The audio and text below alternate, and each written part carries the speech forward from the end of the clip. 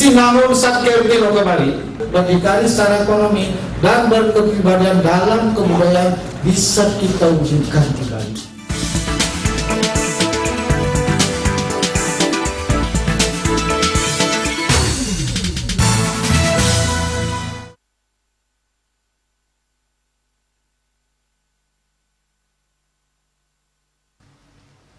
Desa adat di Bali semakin mendapat perhatian oleh pemerintah Provinsi Bali, terlebih lagi dengan dikeluarkannya Perda nomor 4 tahun 2019.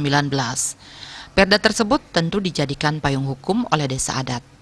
Isi peraturan mencakup 3 tingkatan, yakni Parahyangan, Pawongan, dan Palemahan, atau yang dikenal dengan konsep Trihitakarana. Dalam implementasinya di desa adat, khususnya di Desa Adat Benane, yang merupakan bagian dari Desa Dinas Buruan Tabanan dalam hal perencanaan dan program, desa adat saat ini lebih menggiatkan pembangunan fisik dalam tingkatan parahyangan. Sejauh ini, hal yang sudah dilakukan adalah memperbaiki bangunan Meru di Pura Puseh dan beberapa Pelinggih. Desa Adat Benana sendiri terdiri atas 2 banjar adat, yakni Banjar Benana Kaje dan Benana Kelod, dengan 180 kakak. Sesuai perencanaan awal, desa adat mengharapkan pihaknya bisa melaksanakan upacara ngenteglinggih di Pura Desa Lan Puseh di tahun 2020 atau 2021. Bendesa Desa Adat Benana Wayan Sumatra menjelaskan upacara ngenteglinggih dilakukan kali terakhir sekitar 70 tahun yang lalu.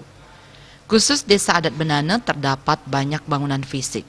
Masing-masing banjar adat mempunyai pura dalem dan setre, masing-masing paibon. Benana Kelod mempunyai 2 pura siwa, yakni Pura Siwa Jenu dan Siwa Krana, Pura Siwa Tangkas, Pura Batur yang terdapat di masing-masing banjar adat, Pura Gunung Rate dan Pura Soroh, seperti Pasek, Tangkas, dan Kayu Selem, serta Pura Puseh lan Balai Agung. Saat ini desa adat tengah memperbaiki bangunan di Pura Puseh. Namun karena terhalang pandemi COVID-19, semua pembangunan dan perencanaan terhenti. Namun tidak menutup kemungkinan perencanaan di tahun 2021 dan 2022 tetap bisa dilaksanakan.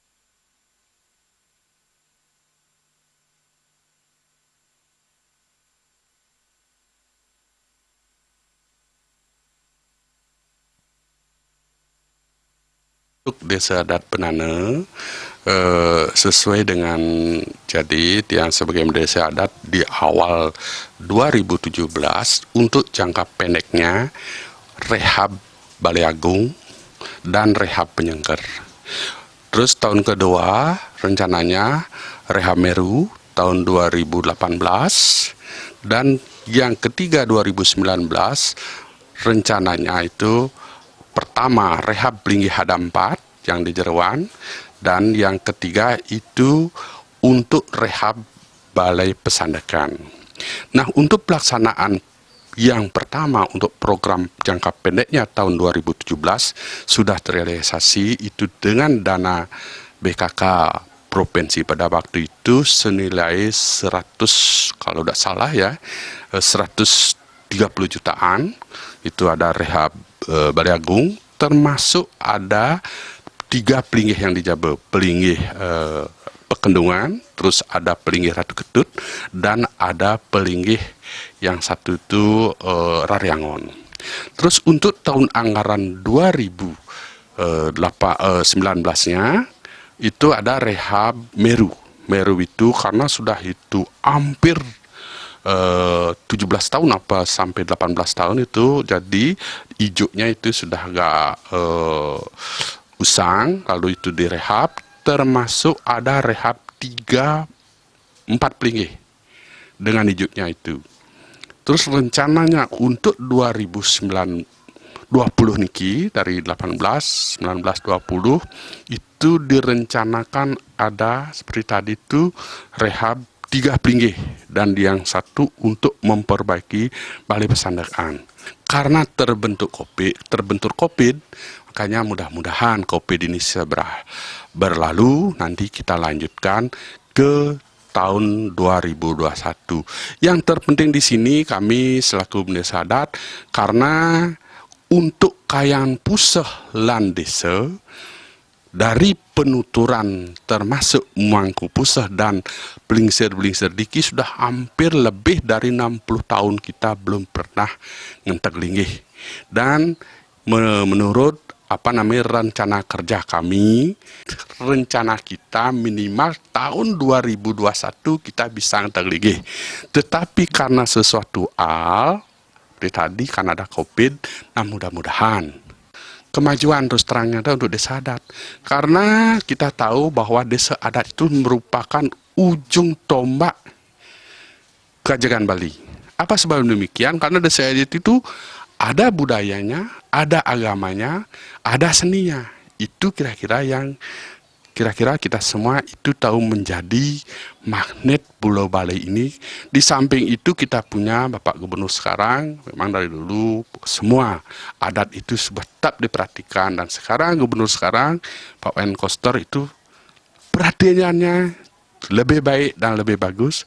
Sehingga rencana beliau dan kenyataan beliau bisa meningkatkan BKK. Dengan peningkatan BKK itu kita berusaha akan memaksimalkan bagaimana ajak Bali, desa adat di Bali bisa lestari dan pada nantinya kita sebagai masyarakat Bali bisa damai, bisa aman karena kita di Bali tetap ada skala dan skala. Kita sebagai desa adat kita ngayah skalanya kita dengan masyarakat dan nisnya kita kepada Tuhan Yang Maha Esa. Dalam artian kita menyelenggarakan niatnya apapun, tujuannya kita adalah untuk kedamaian.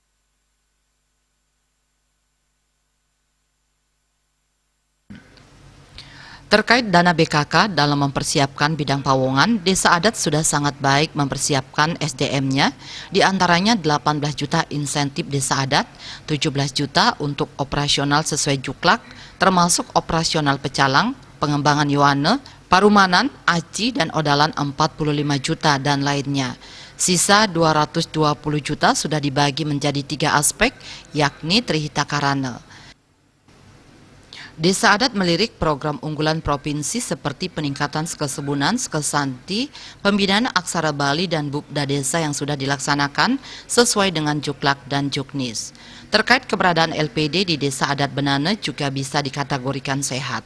Selain itu, pemasukan dana kas desa didapatkan dari dana rutin desa dan pemasukan dari LPD. Dalam penanganan pencegahan COVID-19, Desa Adat Benane sudah melaksanakannya dengan sangat baik, mulai penyiapan Satgas COVID-19 yang bekerja sama dengan pecalang serta warga sekitar, penyemprotan disinfektan hingga pembagian sembako mengikuti arahan dari pemerintah provinsi, sehingga tidak heran Desa Adat Benane masih termasuk zona hijau. Dalam segi pelemahan, Desa Adat Benane mempunyai kurang lebih lahan pertanian dengan luas 75 hektar. Dengan kekayaan lahan pertanian yang luas, masyarakat banyak bermata pencaharian sebagai petani selain berkembang di bidang pariwisata maupun perkebunan termasuk hortikultura, sayuran, cabai, manggis, durian, kelapa, kakao, pisang, serta ada juga peternak ikan maupun ayam kampung. Dalam pengembangannya, para petani di Desa Adat Benane juga menghadapi permasalahan hama seperti pohon kakao buahnya menjadi busuk kering, dan ini juga terjadi pada pohon pisang. Bendesa Adat Benane mengatakan generasi penerus di bidang pertanian di desa semakin tahun mengalami penurunan karena banyak para yowana desa lebih tertarik mencari mata pencarian di bidang pariwisata. Tentu ini kondisi menjadi PR bersama untuk bisa meregenerasi keberlangsungan pertanian di desa. Pengembangan pertanian tentu bisa dilakukan seiring pengembangan wisata desa berbasis pertanian untuk menarik wisatawan seperti yang banyak berkembang saat ini. Harapan ke depan, pemerintah bisa memberikan perhatian dan dukungan lebih dalam proses pembangunan dan pengembangan di tingkat parahyangan di masing-masing desa adat, terlebih lagi bagi desa adat yang masih menghadapi kesulitan dalam pendanaan. Bangunan-bangunan fisik parahyangan di setiap desa merupakan warisan dan kekayaan budaya yang patut dijaga dan dilestarikan bersama. Sukma dan Juliana melaporkan.